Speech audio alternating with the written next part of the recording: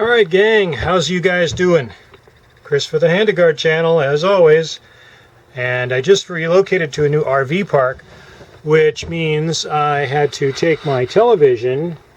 It's a flat panel display. I'm sorry I forget the exact size, but it's pretty sizable. I think it's a 27-inch diagonal that I had mounted up here on the side of my refrigerator. Now this area is pretty hollow construction. I don't know if you can see it moving or not, but there's no support anywhere except at the very extreme edges on both sides where it's framed in, and then they put the paneling on top.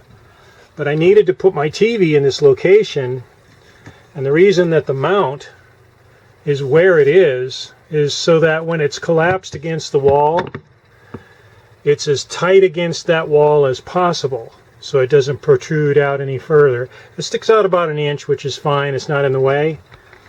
That way when it's fully collapsed back up against the wall, it's over as tight as it could be, which means that's where the footprint of this articulating arm mount, because it allows me to pull it out and move it around, get it to a better viewing angle and closer if I want it.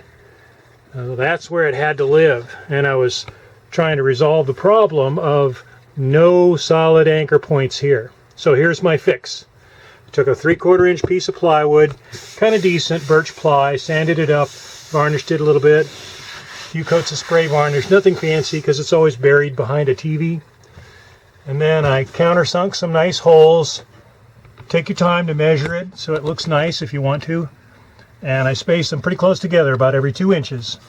And I just fastened lots of carefully determined length screws. These are deck screws. Phillips head wood thread deck screws. Again, 2-inch or so centering, something that works out even but disperses the load evenly over a large area. Now I have a real solid piece of 3/4 inch plywood. So I also have a depth clearance issue here, because behind this piece of plywood and the paneling is minimal depth. I think it was only about 1.25 inches or something like that before you start hitting the refrigerator, the actual wall inside of the refrigerator. So it's not very thick right there. So I had to very carefully determine what would work and found that toggle bolts. I just wanted to show you an example of a toggle bolt so you can see physically the thing that I'm talking about. You'll find them in the hollow wall anchor section of your hardware stores. And it's simply a spring and what's often also called a butterfly bolt that allows you to fold it up. You have to drill a hole big enough for that to fit easily into, and then once it clears the wall as you shove it in, it springs open, and then you pull it back against the back side of the wall by tightening down the bolt. And as you screw it down, the bolt pulls that butterfly toggle tighter and tighter on the back of the wall. So you can see it's running right up the bolt, and it'll continue to be pulled in by the bolt until it's up against the back of the wall, and it stops, and whatever you've got out here on the front is pulled tightly against the surface of the wall.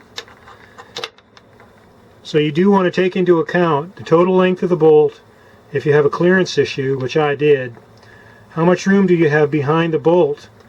And if you cut it off, will that still allow you enough length on the bolt to shove it all the way in? Because when it's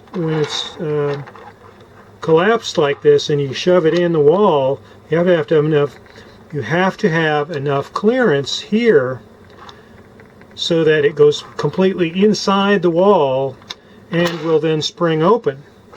So you have those two measurements to calculate, so that when you shove it in, you got enough room and it can open up, and then when you tighten it down, you don't have too much excess bolt sticking through that might collide with something if you have a depth restriction. Of the correct length, and if they needed, they could have been cut off a little bit, so that when you screw them all the way in, the bolt doesn't pull in and pierce your refrigerator wall. That would be bad. So I mounted the plywood up here, knowing that this would give me a solid surface where the footprint needed to be, and then I bored the holes big enough for these big old wing toggle bolts to fit through, flip open behind, and then you suck it. You crank these bolts in and it draws the toggle bolt up behind the paneling. But instead of being just flimsy and not enough to support the load here, not enough to give, you know, good support to the TV, which could be way out at the end here, and I'm actually pushing down on this pretty hard, putting a lot of weight on there. And I think I could bend the mount before it pulled out or started to give way up here.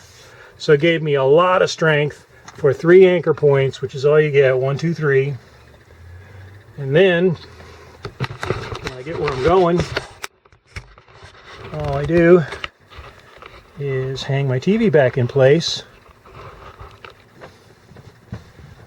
on the mount.